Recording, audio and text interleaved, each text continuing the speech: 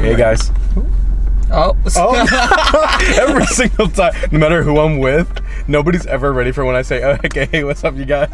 Because you gotta give like a cue or something. And hey guys, what's up? Welcome back to the channel and welcome back to another episode of Cheat Day. Today I got a very special guest. We got Kevin. What up? My friend from the restaurant that I work at, and he's been asking me, begging me. Yes. I want to be included. So here I am. Yeah, he's really been asking me for a few weeks, and he's been telling me he wants to do a pasta place, and so I really had to do research because I had no idea like what kind of pasta places were in Austin. Yeah. But we found one called Patrizi's. Yeah, it's called Patrizi's. And here's the good stuff. We got it in the bag. So we each got our own dish. I got something called the Great Leopold, and it's gonna be...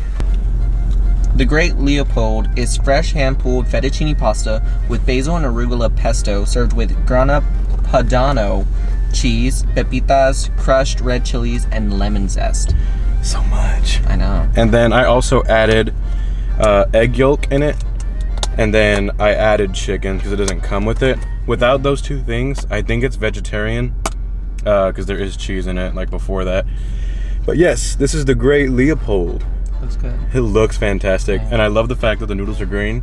I don't know why, it's just makes me feel kiddish for some reason. Mm-hmm. And then I got the pomodoro, which is fresh hand-pulled fettuccine pasta with a traditional Italian red sauce made from local tomatoes, get local, garlic confit, butter, and salt, served with a house farm cheese and a tuft of basil. A tuft? A tuft. What does that mean? The only kind of tuft I can think of is like a little hair tuft. That's it. But yeah, that's how mine looks. And I also put chicken on mine. Without it, it would be vegetarian. So yeah, get a little closer. A little closer. Oh yeah. What's that white stuff on the side? Is that eggs? I think that's the garlic. Or is the butter? The butter? No. I think that's the garlic. The garlic confit. It looks like feta cheese, but it's not. Yeah, it's not. You can definitely taste like the... Did you say there was cilantro or there was basil on top of this? Basil. Okay. Yeah. Ooh, do you hear that? Ooh, do you hear that? Okay, first off, mine is spicy. I don't know. Spicy? I don't know why. It has the red chili flakes. It has it already in there? Okay. I was like, first bite, I was like, woo. Hit me a little bit. Mine is an interesting flavor. Like, what do you think it is? I think it's the garlic confit. It's not bad, but it's just new to me. So like, I'm just not used to it, but it is really good. Like, the taste, the flavor is like deep, if that makes sense. Yeah. I can already tell this is fresh pasta. Oh yeah. It took like 30 minutes. We had to wait 30 minutes for this. Yeah, and I think they're doing it to order, which is really cool. I don't think, I mean, like, if you get Olive Garden, yeah, it's like... It's all frozen. I worked at Olive Garden for like 6 months. It's all frozen. Sorry, Olive Garden. Don't sue me. But with this, I can tell they pulled it. Like, either today, 30 minutes ago, whatever.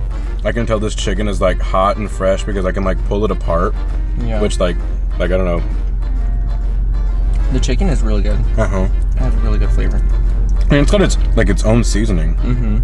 I think the description was like lemon, rosemary, and something else. So I'm pretty sure it's the same kind of chicken in this one that's in that one. And like it's like done the same way. So they rely on like the other flavors in the pasta to kind of bring out whatever they want. Yeah. With it. But I think those are like Italian seasonings. Like rosemary is a big one. I mean, the chicken is just super tender. Like, it just falls apart. Like, we're using plastic forks. You know, you don't have to use a knife. Like, yeah, it's just falling apart. Yeah. It's almost like pulled pork. Mm-hmm. Like that's the texture I'm getting like from this chicken right here. So I know they're baking it, and then maybe putting it on the stove or the grill for like a tiny bit. Probably. But like with how juicy this is, it has to be like baked to keep those juices in. Marinated for a while. Oh yeah, maybe. This is it. This is it. Yeah. Wow. Oh man, which one do you like more? I'm loving this pesto pasta, whatever. I'm liking this the best right now. It's just. This reminds me of like a 4-cheese ravioli that I used to have at Zio's. I don't know if you've ever heard of that. It's an Italian restaurant. Not from Zio's, but I know there's like a 4-cheese like ravioli at Olive Garden. Yeah, and I feel like I'm getting like vibes from that, even though I don't think there's that much cheese in it. But I'm getting like a really like cheesy vibe, even from just like the tomato. There's the tomato like red sauce, but it just tastes hearty. But this one tastes like fresh and like citrusy, and I think that also comes with the color though. Like maybe in your head you're thinking a little bit. Maybe, but I don't know. I think it's just super fresh. I honestly wanted to get this one, but you had said you wanted to get this one, so I was sorry.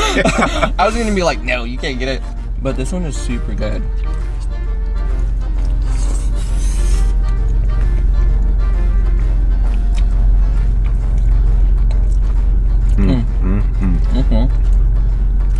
This is so fire. And that red chili, like, it does add the kick. Yes, it's a perfect little spice on your tongue. Yeah, it's not gonna have me going or anything, like nothing crazy, but like it's enough. Yeah. And I love how fresh you can tell the basil is. Like it's not like crumpled.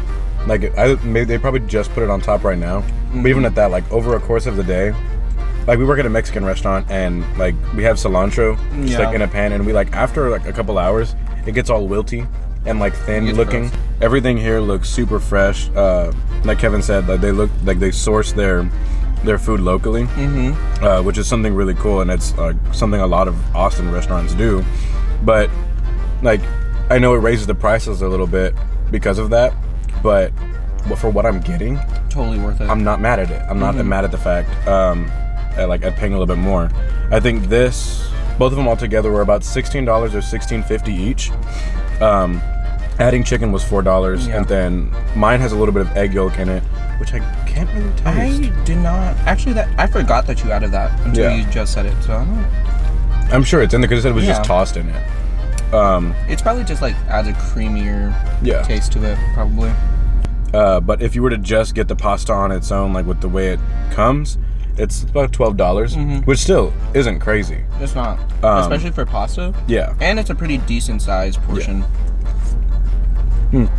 Like I could definitely fill up. Oh, but just this? Yes. Yeah.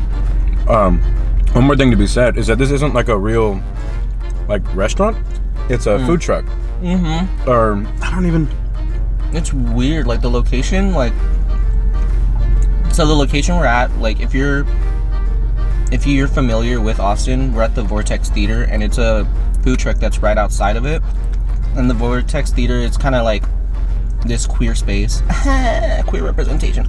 It's kind of this, it's kind of this queer space where they do like a lot of shows, gatherings, like. So it's a really cool place, but you know, with COVID, it's like kind of shut down. So that's not really in this scenario.